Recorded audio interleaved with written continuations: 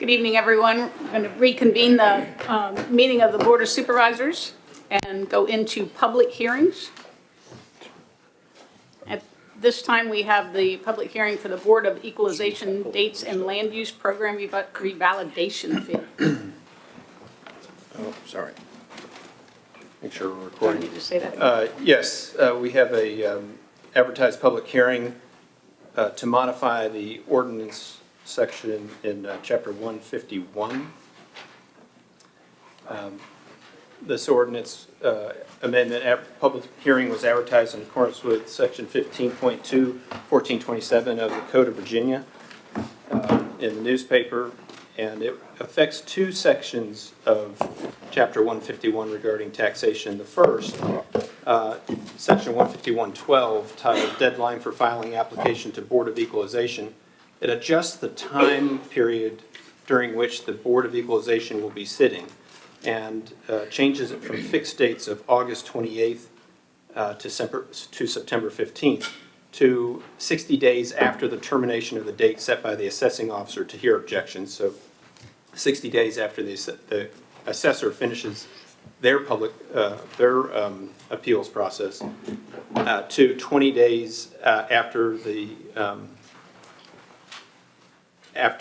BOE, the date that's 20 days after the BOE application filing deadline. And that's similar to the prior dated deadline of 28th of August. So it floats in time rather than being fixed, and the reason for that is discussed at your last meeting, is because the cycle is moving ahead a little bit more quickly this time, and there's really no reason to wait to seat the BOE that late, and this will allow the whole process to work through more efficiently. Secondly, there's a cleanup change in the Section 151 17.3 annual revalidation fee in Article 7 regarding land use value assessment and taxation. And every 6 years, individuals who own parcels in the land use taxation program have to provide a revalidation fee. The ordinance states $48, and several years back, the board took a vote to change that to $60, but the ordinance wasn't changed, and so this is cleanup to change it to $60, which is $10 per year for 6 years. So this was advertised in the newspaper for tonight to have this public hearing, and with that introduction, it'd be appropriate to hear from the public. Mr. Curry, confirm we didn't have Wednesday. Yes, in fact, this public hearing ad states no day of the week, simply states August 2nd, 2021, which is probably the safest way to do it. Yeah. Probably.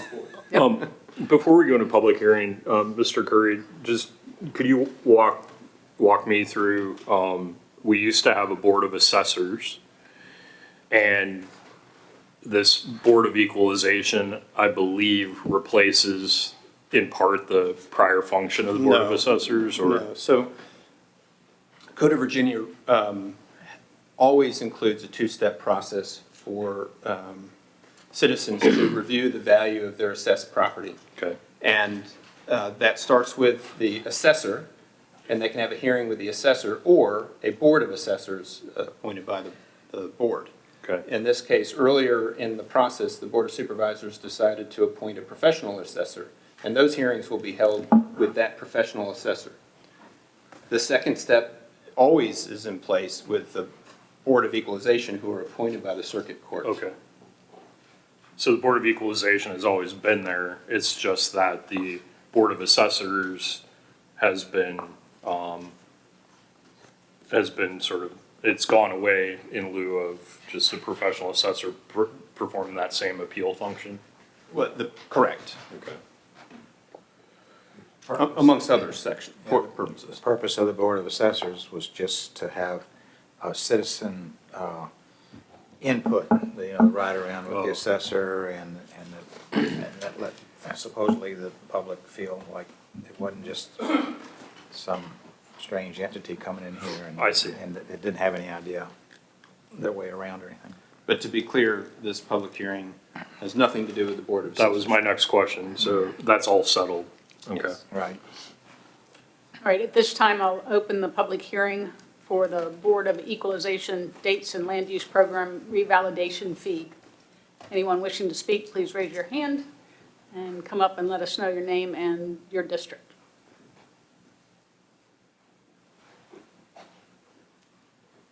And you do have one individual on Zoom, Okay. Van's iPhone. Okay, not seeing anyone in the courtroom. Anyone on Zoom that wishes to make a comment? Seeing none, I will close the public hearing on the Board of Equalization Dates and Land Use Program revalidation fee. Madam Chair, given the, the robust discussion and interest from the public, I will go ahead and make a motion that we adopt the provided ordinance as presented in our packet. We have a motion?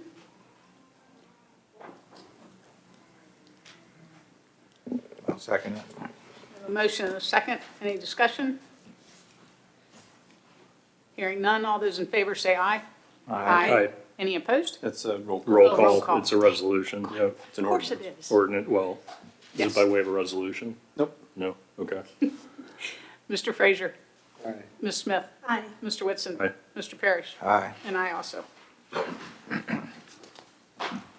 right. Now we'll open the public hearing.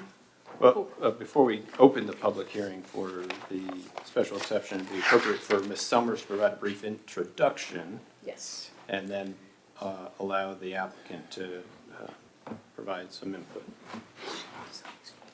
Thank you. Yeah, I would. The applicant is requesting to operate a brewery pursuant to 17036F and 17067E. This property is located at 11961 Lee Highway in Sperryville and is right under a half acre in size. The property is currently zoned highway commercial.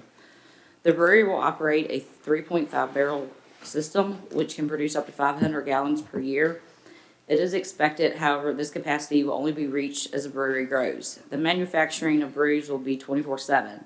The hours of tap room operations and retail sales of brews to take home will be Friday from 3 p.m. to 7 p.m., Saturdays and Sundays from 11 a.m. to 6 p.m. for 12 months of the year. The brewery will provide 600 square feet of public space for the tasting room and 2 public restrooms and a rear outdoor beer garden.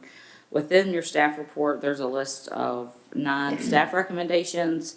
The Planning Commission did hold their public hearing, and they as well made recommendations of 11 conditions. The Rappahannock Water and Sewer Authority have approved the use of the sewer for the brewery producing up to no more than 700 gallons per year. They will need to purchase an additional 2 commercial EDUs. VDOT, they are still working with VDOT, the applicants are still working with VDOT for an approved entrance. And the health department commented, since there'd be no food, that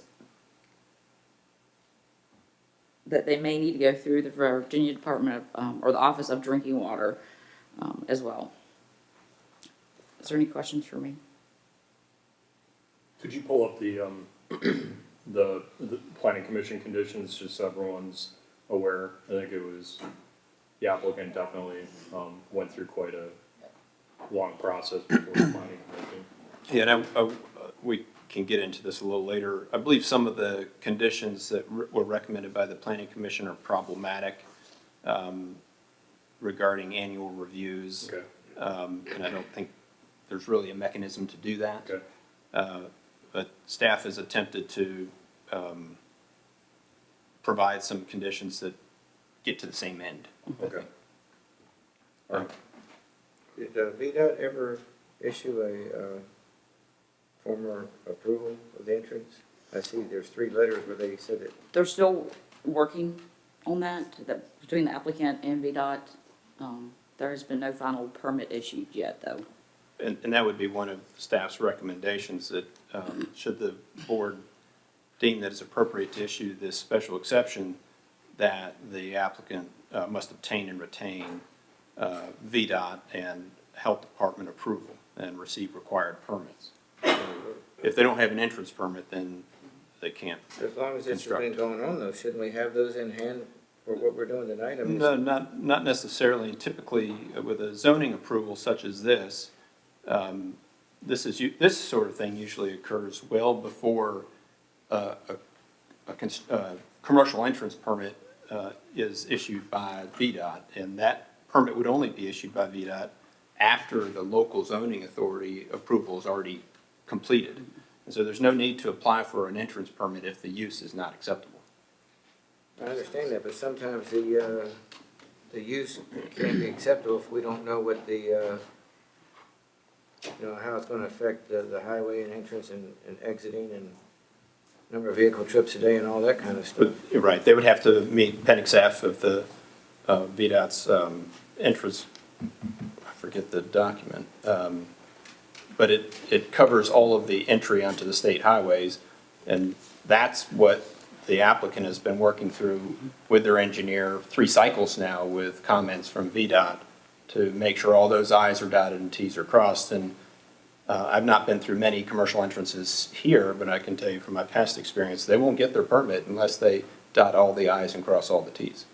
It almost seems a waste of everybody's time, because this is what happened a couple of years ago, like 4 years ago up there in Sperryville with the forerunner to this Three Blacksmiths restaurant or whatever it was. We weren't getting the proper information from VDOT, and then after the planning commission voted 6-1 to recommend approval of it, the VDOT engineer came back and said that not only would they not approve that for a commercial entrance, that under today's standards, they wouldn't even approve it for a single-family residence, which it was. Right. VDOT will find a way to provide a safe entrance into nearly every parcel, but there may be significant improvements needed by the applicant to do that. It's very unlikely that VDOT would come along and say, you may not enter the highway when you have an adjoining parcel. It just seems counterproductive to me that we're trying to figure out whether this is a proper fit for the location if we're still dealing with the entrance and traffic. Well, I mean, that's this location. It's 22. yeah, VDOT won't issue a permit unless there's local zoning approval. And so if you won't issue local zoning approval unless there's VDOT permit, then nothing will ever happen. They're pressed for time anyway, for them to go through all that trouble and do all that research. Press for time is not this body. Press for time is not the public body's Well, problem. never mind, I won't bother to finish what I was gonna say. Just keep your own thoughts.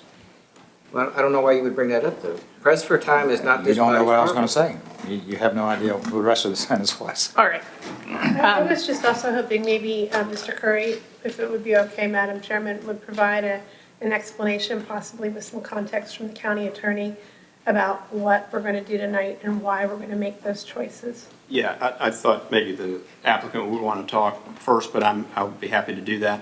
I did speak to the applicant just as he entered the room and let him know that there was a potential defect in the public hearing notice, and that public hearing notice identified that this public hearing was going to be held on Wednesday, August 2nd at 7 p.m. in the courthouse. Of course, there is no such thing as Wednesday, August the 2nd. Today is Monday, August the 2nd.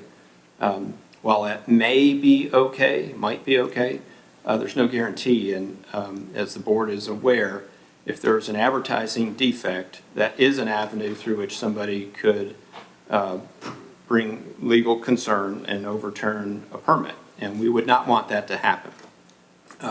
Because many citizens may be aware that this public hearing is happening today, because they read over the Wednesday or just assumed that August the 2nd meant that this was going to happen at the regular Board of Supervisors meeting, it's appropriate for you to receive input from those citizens who showed up. And rather than closing the public hearing today, you can recess this public hearing to your next meeting or any other date certain that meets the 15-2204 requirements, which is 2 weeks in a row, no less than 5 days, no more than 20 days for the second one away from the public hearing, to ensure that there's a clean ad in the paper, notice in the paper, for that second portion of the public hearing, to remove all doubt and to remove that opportunity for that appeal. Thank you. Hopefully that was clear. Thank you, Mr. And Curry. this is a staff error, and Michelle and I apologize for that error. And I just wanted to also make it clear, Madam Chairman, that there is the concurrence from the county attorney when we had this discussion earlier as well. Yes, yeah, my advice is here on the side of caution, given the stakes and the fact that we can open the public hearing and simply recess it to the board's next meeting, which would be September 7th? Is that right? First. September 1, September 1, that's right. Wednesday, September 1. Good. That's right. Let's just say September 1. September the 1st. And that way they haven't lost any time. Any citizens who are here can be heard. But we do cure any defect that may be fatal so that the applicant knows the procedure whereby these hearings are held has to be strictly adhered to. Otherwise, it creates a vulnerability to any action of the board.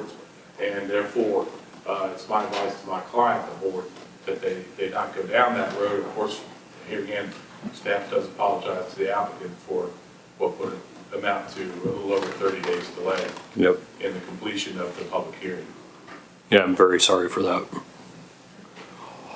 All right, if there's no other conversation at this time, I will open the public hearing for special exception number 20-12-01, Vietitz and Company Brewing LLC, 38A-1-6B Brewery. And do we need, I think the applicant could speak first and take Okay. as much time as they probably want. okay. Yes, Good evening, Robert Chapman, applicant, property owner. I'm joined tonight by the owners of Vietitz and Co. Brewery Company, Greg Randall here and Joey Seifner. I will keep it brief and hold my comments in parallel with biting my tongue for next month's meeting, but I will kind of reiterate that we have jumped through quite a few hoops and through great expense and working with engineers to develop a site plan that's safe, using existing entrances, and are still working with VDOT to narrow in those details to allay any of your concerns, Mr. Frazier. That's about it from me. Like I said, I'll save most of the comments for next month, I guess. I'll turn it to the brewers if they have any comments.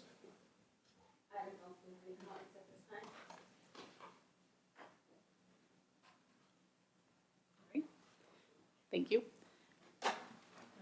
Anyone wishing to speak with regards to this public hearing item, please raise your hand, let us know your name and district, and come on up. Yes, sir.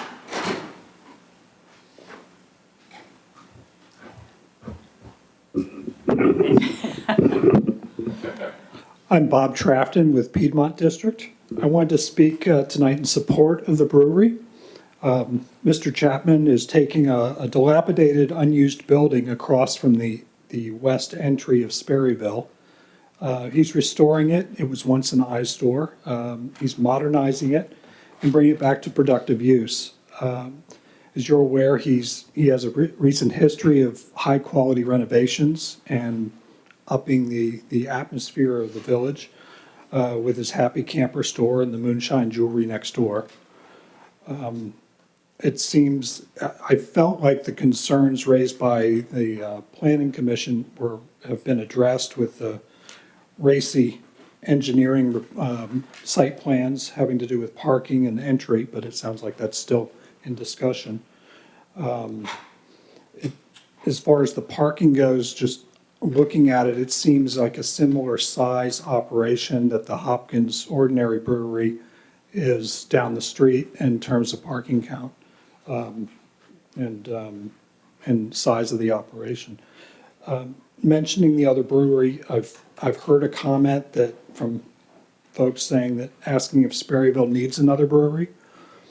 Perhaps in this action of taking an unused building, utilizing it for a commercial purpose helps bring life back to the village. Over time, the commercial district seems to evolve, and as you may know, it once had several antique stores. We don't anymore. It once had several artist galleries, has 5 churches. Going back further, it had 5 general stores, 3 blacksmith shops. So give them a chance. Please vote for this brewery. Thank you. Thank you. Thank you.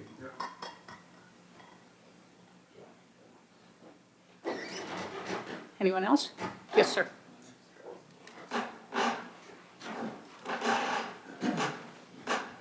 Good evening. Tom Taylor, Piedmont District.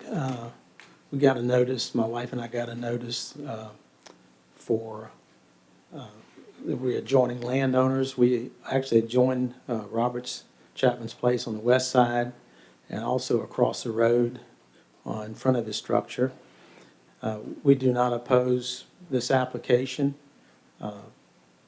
And what he's been doing has been improving the structures and it has really benefited, I think, everyone up the road there. So we support it. Thank you. Thanks a lot, Tom.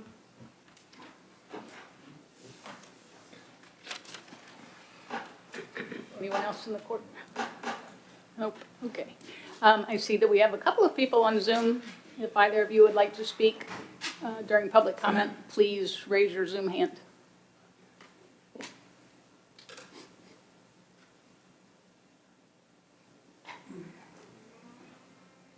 Seeing none, we recess this. Do not close the public hearing. We're not closing the public hearing. I would make a motion, and again, with apologies to the applicant, that we recess this public hearing to the next regularly scheduled Board of Supervisors meeting on September 1st at the September 1st, 7 p.m. meeting of the Rappahannock County Board of Supervisors In the courthouse. in the Rappahannock County Courthouse. 250 Gay Street. This is going to become longer and longer. We have a motion. Upstairs in the courthouse. We have a motion. Do I have a second? I'll second Ms. Smith's motion to recess. A motion and a second to recess. Any other discussion? Hearing none. All those in favor say aye. Aye. Any opposed? Thank you.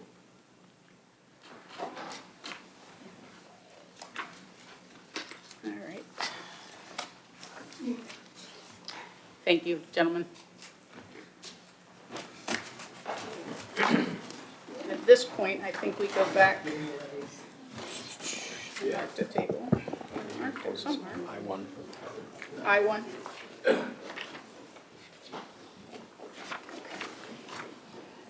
Where we left off before. Yeah, I'll lead off the committee reports by thanking Mr. Frazier for spotting that defect so that we could remedy it the best way we could. I don't know what committee that falls under, but. Actually, it was pointed out to me by someone else. I don't read the local paper. All right, thank you for that. Looks like building committee is first. I guess I'll take that. Of course, you saw the work, some of the work that the building committee worked on this past month was the review of that one offer to repair the windows. We spent some time on that, and then we spent some time bringing our newest member, Doug Elkins, up to speed of where we were and what we were doing. And he has graciously volunteered to be around here most of those 3 days that the, I can't remember the name all of a sudden, the. John Milner. Milner? Milner. Yeah, they're gonna be here August 4th, 5th, and 6th around the courthouse. And Mr. Curry has went ahead and noticed that as a meeting of the building committee, because 3 members or more may be here during that time, we may meet up accidentally. So there's going to be quite a bit of work here starting the 4th, 5th, and 6th to continue those days, looking at the brick and the mortar, and I guess flying their drone around and doing whatever it is that they have on their schedule. So that may be something that you want to pop in and look at as well. But he didn't notice 3 supervisors being here at the same time. So you might want to just check with one or more of us if y'all are going to drop by. Just stay distant. Stay distant. And the Rules Committee, we had met and then discussed the policy that maybe stealing Ms. Smith's thunder on that one, but that's basically what we discussed. So we will be back at work on that one. All right. I should state that I believe that Milner will be here 4th, 5th, and 6th, but there were some lines crossed with them, whether it was the 2nd, 3rd, and 4th, or 4th, 5th, and 6th. I think that's all been ironed out. We told them they may not come the 2nd and 3rd, but they're still welcome to come the 4th, 5th, and 6th. So last I heard, everything was good and they will be here. That's, The judge may not like a Yes. drone flying around the window out there. Right, so the point was, they can't be doing it during a board meeting, they can't be doing it during all day of court, so. That might give us a little diversion, you know, but I can imagine the judge may not like it. Well, we want input from the judges, so. It'll very likely only be the 4th and 5th. We but- probably get some input. We get some attention, but not the kind of attention we want. You might be faced with an order. Thank you. Recreational facility. We did not meet this month, but the materials are all here for the fence, and work should be commencing on that soon. Yes, I know Mr. Jenkins and Mr. Yao are trying to coordinate. And also, because it's been so dry, there's not a lot of grass cutting, so it looks like the inmates may be able to Oh, help. that's fantastic. So they're trying to get all those pieces to slide together. Sounds good. Public safety. Did not meet. Rules committee, we talked about planning commission update. Planning Commission, I think the big thing to talk about is I called for a work session next Wednesday. And the primary focus of the work session will be to revisit the solar discussion. And I'll coordinate with Mr. Goff to see if he could be there for that. Piedmont Environmental Council has expressed interest through a letter, which I only saw recently, in the whole solar question, and I've just contacted them to see if they would be available, or representatives from PEC would be available for our work session on the 11th. The second part of the work session is that sort of messiness in the zoning ordinance related to everything from field parties to conference centers to Carnivals, yeah, all those kind of nonprofit. all that stuff. And I haven't had a chance to talk with Mr. Goff about it, but Mr. Curry prepared a very nice tool that we use during the planning commission meeting, which basically isolated all those different disparate parts of the ordinance that relate to this general area of confusion. So the goal there is to kind of talk through how the most efficient way to clean up those parts of the zoning ordinance. Excellent. So, yeah. And, yeah, I'm trying to, it seems like a long time ago, if you just bear with me, I will, let's see.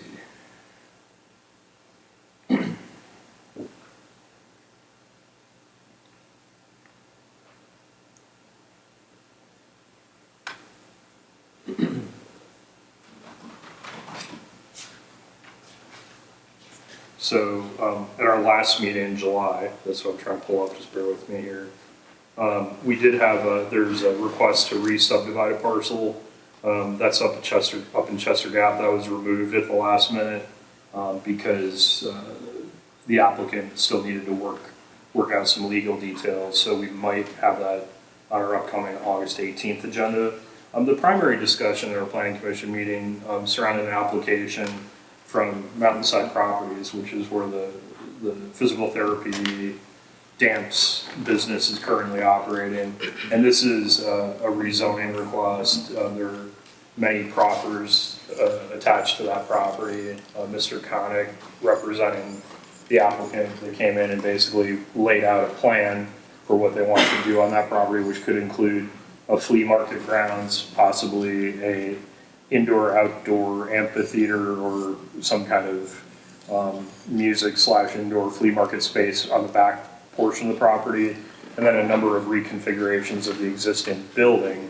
And I think the early indication was that the members of the planning commission seemed okay with whatever reconfiguration might occur within the building itself, but there were initial concerns expressed about whether outdoor music slash dance slash theater would fit there, especially with its proximity to Clark Lane and all else that's going on out there. So basically, we expect to hear from the applicant at a later date with more details about her plans for the property, very more specific plans for her property. But it was a good discussion, and I thought the presentation from the applicant was quite good, and we certainly left, I hope, with her left her with the impression that she's been doing a lot of really good stuff there already. It's just a matter of what would work in the context of neighbors. And that is the rezoning, it's a rezoning because they won't change their proffer, that I asked the county attorney for input on relative to how the general commercial overlay district interacts with the underlying zoning. It's a little confusing there. Thank you. If it were completely distinct and say it was agriculture, just call it RR 5, Right. as the underlying zoning, but then the general commercial overlay district says that anything that is in general commercial is allowed there. So you can do RR items or general commercial items. Yeah. That's very clear.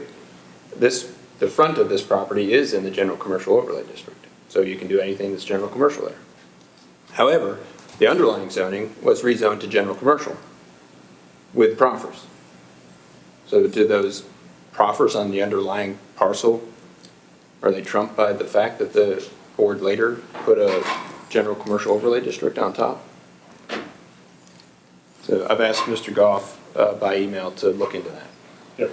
Thank you. Good It to may know. have been something created unintentionally, or it may be something that was maybe not intended as a consequence of Maybe. doing one thing and then another. Yeah. I believe it was originally an agricultural property that was rezoned to general commercial, but with a really tight restriction with proffer. But then later, the board said, well, the whole area can be general commercial. And those proffers. But even after that, somebody amended the earlier proffers. So it's really confusing, and that's why it's best to get a lawyer to look through all that.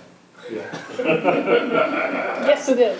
Who ultimately will be providing guidance to the zoning administrator who will make a determination. And this determination may impact whether this application for rezoning change of proffers is even needed. It may be simpler than it sounds.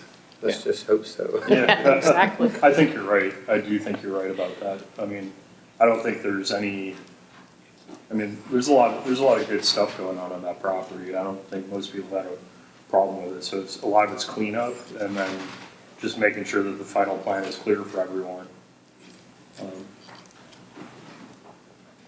At the end of your report? It is. Okay. Thank you, Mr. Curry. Fire Levy Board, we meet in September to review submissions.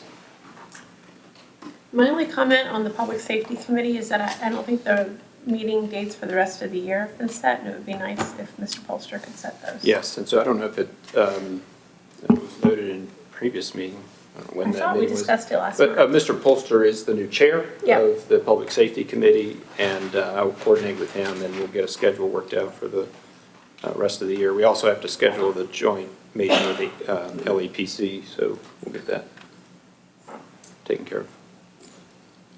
Anything else in the reports? I think somebody had a treasurer's report you wanted to, was it you? Well, I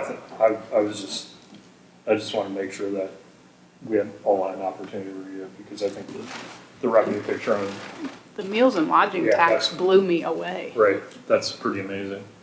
Yeah, if you haven't looked at this chart, it's pretty interesting. We've had this conversation before. This chart shows when the money was received. However, this gold bar is FY21 money. It will be accrued back. It is owing to receipts from the businesses during FY21. But you can see the past quarterly amounts, 72,000, 84,000, 44,000 was the low, really obvious COVID hit, and then 112,700. Highest quarter we've received, I comfortably say ever, for meals and lodging revenue. I actually asked if that was accurate because I couldn't believe how Right. great it was. No, that's a quarter. That's a quarter. Yeah. And you can see sales tax continues to be strong. This July month, which is really 2 months ago, so May spending in the county, either online or through our local merchants, $78,000 in taxes, way more than any July of recent history. Not the highest month we've had. No, but we're not there yet, so Yeah. that could be. So you can see December, January, February, shift those back 2 months, and so that's people buying in October, November, December. Uh-huh. Makes sense, Yep. leading up to the holiday season. Wow. Now, all that leads to, I usually put these in order, but I didn't put them on here. All that leads to 20, Yeah. our cash position being here, which those are dollars that the board can put into one-time uses. But recall that some portion of that is the first tranche of ARPA money, which is restricted on where it can go. How about that, how about on the right side of the graph in the, what is that? This is when ARPA came. Oh, so it offsets spending. Yeah, well, yeah, basically. Yeah. Good. Good that you know all this, so when you budget, you don't think we're going to have the same influx of cash every year. Right. Well, the goal is for the budget to align expenditures generally with revenues, but we can't forecast revenues. I mean, we can budget expenditures and we can stick to it pretty easily, but Yeah. it's hard to forecast revenues. They Right. are what they are, and we make an educated guess. Are we past matters presented by the board? We haven't gotten there yet. Oh, but okay. Didn't know if there was anything else in here, update on county administrator, you kind of gave a. Just to be clear, Mr. Polster has arranged and set a date for the Public Safety Appreciation Day held at the County Park on Sunday, August 15th at 1 p.m. That'll be a catered affair, and today during the consent agenda, you pledged funding from the contingency budget to help support that. So I think I will probably notice that as a board meeting, maybe fire levy board meeting, maybe public safety committee meeting, just to avoid any confusion. I'll list that no action is intended, but that there may be a gathering of three or more. So if you can come to that, great. Maybe we need to think about a shuttle bus. There's only so much parking. So I thank Mr. Polster for taking care of that. Yep, that's at the park. That's at the county park. Just under that, I will note that been in an agreement with Hurt and Profit to working with the sheriff's office and Mr. Polster to assist us with some NG 911 GIS and fire rescue GIS. That's very affordable. Thanks to Mr. Polster for putting all those details together, and thanks for Kevin Williams for proposing that when he worked for the county as well. I think it's a great idea, and I think a lot of people are looking forward to it. Anything else? We don't normally go through the No. permits and reports. Okay, let's jump into matters presented by the board. We had a little conversation before, but it wouldn't hurt to go over it again and add to it. Sure. So on the CenturyLink front in Harris Hall, I just want to let you know that today, I think finally, after 6 or 7 weeks, they brought in some higher level technicians and got, I think it's been 7 houses at least that have just had no reliable service for 7 weeks. Well, yeah, but I mean, this group of 7 are on the same switch apparently. So this contact with whom I've been working based in Pennsylvania has been very responsive and things seem to be headed in the right direction. So I held off on going the state corporation commission route. But last week it got so bad that you already gave me the okay to send a letter. So now I'm going to send the letter. And then I should also say as part of that overall effort, I contacted Senator Obenshain's office and I'll talk to Delegate Weber as well. And they'll be copied on that letter. And the idea is really just to make sure somebody higher up in CenturyLink, now called Lumen, and soon to be owned by another company called Apollo, I think it's a private equity firm, that they can't let this continue to happen. And, I mean, we have terminally ill people back there. We had a 911 call that could not be placed from the home, where an adult daughter of the woman who needed the ambulance had to run down the road until she caught a cell signal. It's completely unacceptable. But as I said, today on my way to the meeting, they had really a full team out there. And I got a text from one of the technicians during our meeting this afternoon. He said that everyone is up and it should be solid now, but it has been unbelievable. Yeah. The other small thing I mentioned to Mr. Curry in a telephone conversation, the Lions Club, the president of which is Garrett Giebel, hope I'm pronouncing that right, sent me an email. He's a constituent of mine, and they want to place somewhere in the county some bins for, I think it's plastic bag recycling, if I'm not mistaken, and had asked whether or not we would consider allowing for those to be placed at Flatwood and Amosville. So there is sort of like an additional collection, a recycling collection vessel, but obviously would not go into the Page County stream. And there's some fundraising hook that goes with that would allow the Lions Club to fund various projects. I think you can send them to Trex and you get benches. And my immediate response to you was, there'll be a disaster. They'll be filled with everything, including bags.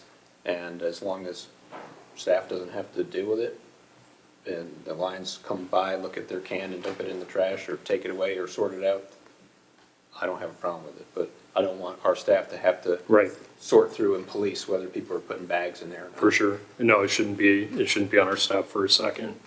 So that's just an idea, just mull that over, and I told him I would bring it up for you all to think about. And then, since we're talking about Flatwood, I did get multiple complaints from one constituent who is concerned about the parking situation. And then I was there this morning and the Free Shack was in pretty bad shape. So I don't know what we need to do, Mr. Curry, to kind of get some reconfiguration done. And I know that's frustrating to you, but here we are. I guess public doesn't necessarily know, but I put to the board that if the board wanted to be involved with setting policies, et cetera, for the Free Shack, please put it on this agenda. And if you don't, I'll take it to mean that you want me to do it. So I'm going to do it. Yeah, I guess if you don't like my rules, then you'll put it on. I personally don't think I have any expertise in setting rules for something like that, so. But the parking, I just wonder if that can't be addressed sooner rather than later, because people are just parking right in the middle of the. Well, I don't know that we're going to be able to define parking very well. I think we need to look at safety, and then parking is going to continue to be haphazard. It's very difficult for staff to be a parking monitor and do all the other things they need to do. And then once one person parks out of, alignment, then it just kind of grows from there. So it's hard to manage that, but I think there are other ways to mitigate the potential hazard. Okay. That'll be the approach I'd take. When will the pit be demolished? After, I have to put a bid out, and so I hear about it a lot, so I guess it's moving up and up on my list. I mean, I would just say that that's a cure to a lot of this disease, is to demolish the pit and open up more space in there, in my opinion. That would certainly allow, it's an eyesore. People don't want to look at it. They don't understand why it's still there. And I think they're right. It should be demolished and filled in and made additional parking or move something down to that end of the complex so it's not so congested up at the top. Bulldozer and a big dump truck could do it in a day's time. Well, it's already closed, Tuesday, Thursday, so just close on a Wednesday and you can do it over. Flatwood will be easy. Amosville's got a little bit of, I want to use it, parts of it, so. And I wanted to bid it out together. You have a 977 you can use, you just got to get it there. There have been a group of volunteers working at Flatwood. Monday's not a good time because everything's coming over the weekend. But on Tuesday morning, there is a crew that goes in and calls.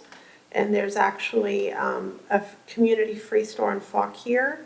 that is helping to recycle some of the things that come through because the influx is just so overwhelming. Yeah. And they don't trash materials, they actually recycle textiles. So it's a very good thing that folks are trying to do and keep clothes out of the trash. Yep. And it's helping to meet the needs of multiple communities.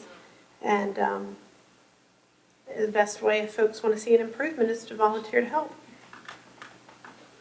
Yeah, my schedule for the employees at Flatwood Willie has about 4 hours extra a week when they're not open to be able to be there and police the grounds and do things that are best done when the facility's closed. And so he's been working with those volunteers to allow them in on Tuesdays. So that's been really helpful. And I mean, that's an ongoing question. I was there Friday before last, and it was beautiful. It was really well organized. There was one gal there kind of working through things, but I know I was there on one Saturday, and that is just the day that people are dropping things off all day long. Yeah, that And makes it's sense. impossible to keep up with. That makes sense. While we're talking trash, I will note that we brought in about $15,000 in steel revenue last year. Wow. Wow. Whereas in the past, our last vendor didn't charge us anything, but didn't give us anything. Good job. Good job. That's a net revenue. So Wow. When was the recycling, or the community shred day? Was that last month, or 2 months ago. Yeah. was it that long ago? Or, no, it was in July, I guess, sometime in July. it was in June. It was, wow, time flies. How long did it take to accumulate that much money in scrap? Year. I don't think scrap's paying that much, so that It's means gone lot up a of little scrap. bit, but when it was paying higher though, we were not getting Anything. more. Anything. We're just. they wouldn't get anything. That was the deal. They're taking. More that we weren't getting. Yeah, Yeah. yeah. I hate to interject with a few more things for the discussion, but one of the other items that we seem to not get around to is the pay scale study. And so I'm wondering if there's a timeline for that and when There we're is, I gonna. actually have documents on my desk to set up the meetings with the constitutional officers and Mr. Minor to develop their career ladders, which is the entry point to doing the rest. So he sent me something that just before I went on vacation, it wasn't exactly what I had in mind, so I just sent him an email this morning saying I'll be back to him this week to get it straight, and then we'll set those meetings. Thank you.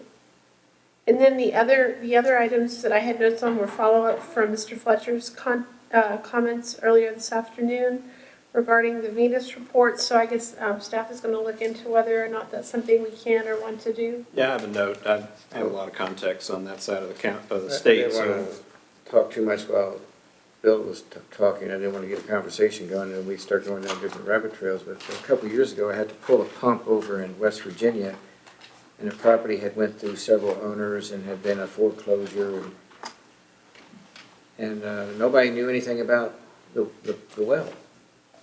And so I was talking to the gal at the health department, and she said, well, have you looked at the cap? And I said, no, I didn't look at the cap. She said, a lot of well drillers are required. She didn't know when it was put in. So sure enough, go back and pull the cap and look at it. It's got the date that it was drilled, it's got the depth of the pump, it's got the gallons per minute.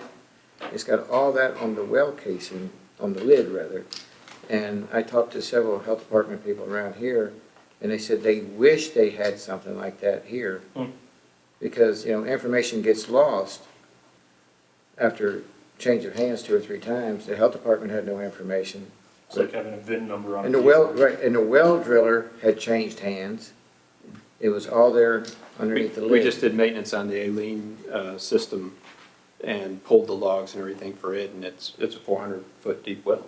I had no idea. I couldn't remember that. Wow.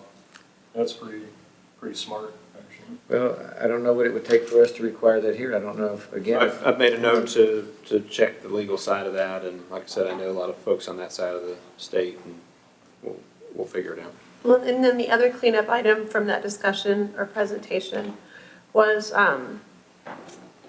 if RRRC and the River Basin Commission could install some stream gauges? There's a long history with the stream gauge project with the Rappahannock River Basin Commission, of which Mr. Whitson is your appointee. And that commission has a project to install several gauges, to include some in the county. We actually, since I've been here, done some work on that, and then it's been mothballed again. But there is some question about who's paying for what, and who pays for the install, who pays for the maintenance, and most of these work on cell phone coverage to get the data out, and there are some issues with that. So there is a project, but there's still a lot of questions. But there's one in the Rappahannock, there's currently one Couple. like you Yeah. say on Battle, Don, but I've there's seen that also one. right outside of, right into Culpeper County, not too far into Culpeper, there's another one. These are all intended for early warning for downstream, but they would have a secondary benefit of telling us a little bit about our own hydrology. Interesting. Well, I mean, it sounds like that would be a good data collection point if there was an interest to do that. I think we should. So how Anything does else, Ms. Battle- Smith? I'm sorry, I was just wondering how Battle Mountain gets its information out, is cell services? Somebody comes and checks it. No, it's online, you can It's pull it online. up, pull it up right now. and It's you on can USGS. But I've seen people there, maybe they're. Probably maintain it. Working on Maintain, yeah. Yeah, Don't know. They can get a signal out from there. yeah, I mean. Satellite. They've got gauges like over in the valley in pretty remote places that you can read from the north and south fork of the Shenandoah River. And I assume they probably have cell coverage over there. But Yeah. I don't know how that one's transmitting data, but it is. I looked at that one the other day, actually. It shows there's almost no water in the stream. I believe it. You can tell when Laurel Mills is gonna flood by looking at that gauge. Wow. Laurel Mills Road. Usually you can tell that when the water's out in the road. When feet are wet. That's another way to do it. It's my weather dog. It's wet, it's raining outside. Anything else? Matters presented by the board? Nope. We still have public comment that I have to make sure we don't miss. Probably not a public who wants to comment. Chuck might want to Maybe. say something. Public comment period? Anita's always wanted to Anita? talk. Not tonight. Not tonight? Okay. Keep me in mind. There's a war of attrition today. Anybody online wish to speak during public comment? Please raise your Zoom hand. What's that? Yeah, that's right. Yeah, just a candidate form. Not seeing any hands on Zoom. Closing public comment period. Entertain a motion. Make a motion to adjourn. I will second Ms. Smith's motion to adjourn. Have a motion and a second. All in favor, say aye. Aye. Any opposed? Thank you very much. Would you mind giving Mr. Curry